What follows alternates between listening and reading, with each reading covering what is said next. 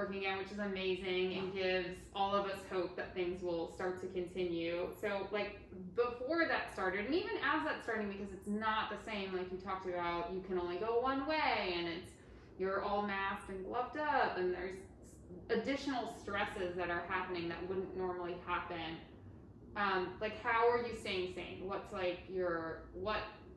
is one thing that helps you stay not crazy during this time?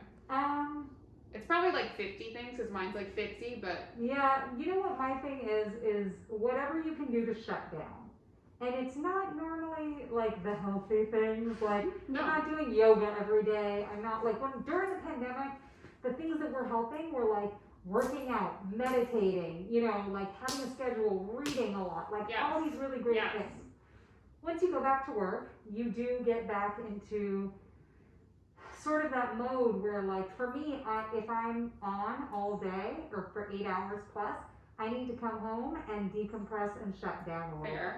And I have my one thing, which you and I now have together, which are the Real Housewives.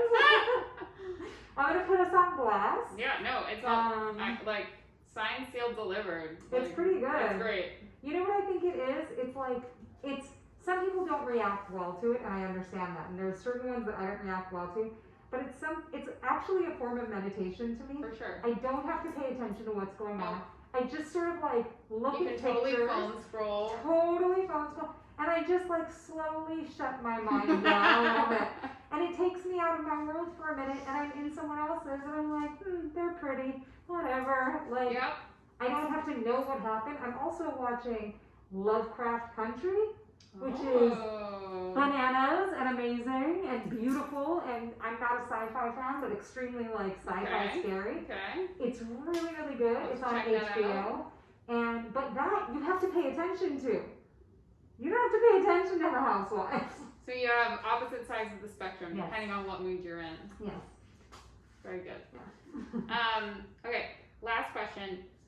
Like, what's one thing that you started in the pandemic that was maybe new for you that you're going to continue with? Like, is there anything that you picked up that you're like, you know what, I'm going to integrate this into my life? You know what it is, and it's something that I had done in the past, but I hadn't done consistently, which was meditating.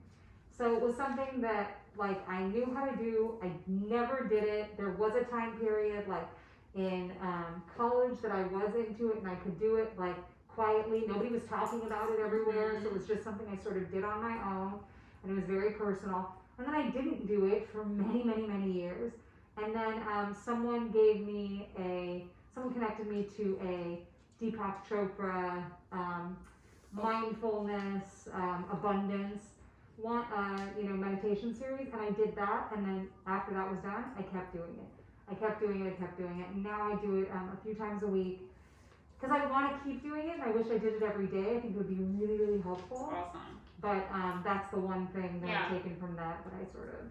That's awesome. Yeah, it's really great. I love the Oprah and Deepak Chopra meditations too, and when they're not doing one, I also use Insight Timer, which is really good. Oh, okay. It's an app, and it has like over 50,000 free meditations for any kind of anything you can look up. Like work stress, anxiety, mindfulness, sleep. Yes. It's awesome.